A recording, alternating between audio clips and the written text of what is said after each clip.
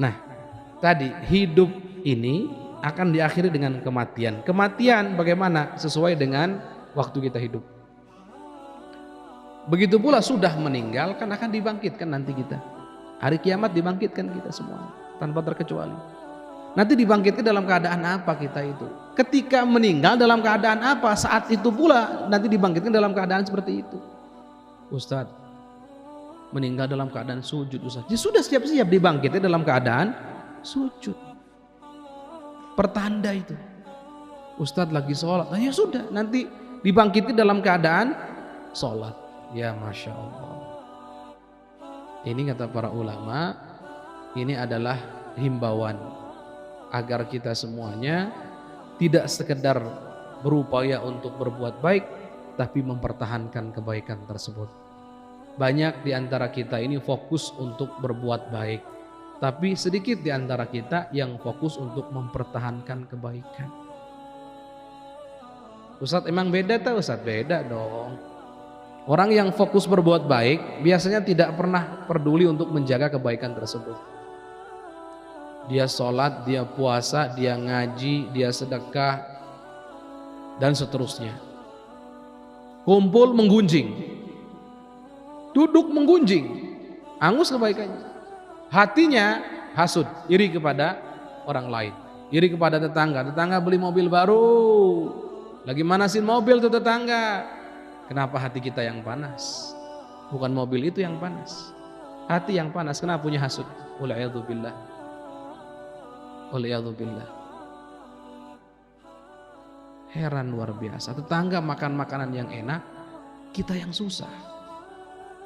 Tetangga pakai baju yang bagus, kita yang susah. Nah itu sudah terdeteksi ada yang namanya penyakit hasud. Hasud ini apa? Hasud ini adalah penghancur pelebur kebaikan. Amal baik pahala hancur lebur. Makanya bagi Nabi mengatakan iyyakum wal hasada, jauhi oleh kalian yang namanya hasud itu. Fa innal hasada ya'kulul hasanat kama ta'kulun narul hatab. Karena yang namanya hasud itu akan memakan kebaikan, menghancurkan kebaikan sebagaimana api yang melahap habis kayu bakar. Hadis ini yang kita pelajari ini membimbing kita untuk bisa menjadi orang yang baik dan terus menjadi orang yang baik, bukan sekedar jadi baik kemudian selesai, enggak, terus jadi orang baik. Dan Allah Subhanahu wa taala sudah memberikan kepada kita kesempatan yang begitu luar biasa. Coba lihat, kebaikan itu modelnya macam-macam. Sehingga tidak ada satu orang hamba pun yang nanti berhujah di hadapan Allah, ya Allah hamba tidak bisa melakukan kebaikan, nggak ada. Macam-macam namanya kebaikan, banyak. Coba bayangkan, Ustadz nggak punya uang Ustadz, itu orang-orang kaya enak berbuat baik, sedekahnya banyak Ustadz. Nah emang yang namanya berbuat baik sedekah saja?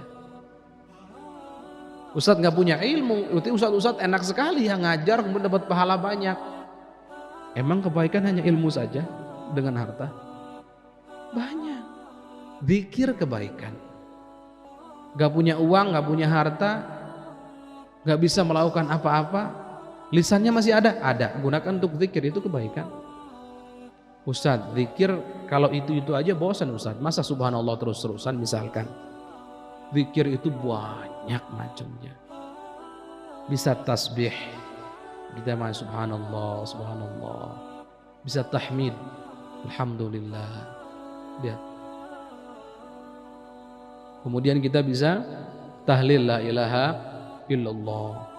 Bisa istighfar, astagfirullah, astagfirullah. Apalagi Ustaz, bisa sholawatan. Sholawatan banyak juga macam dan bunyinya banyak. Kenapa dibuat begitu banyak?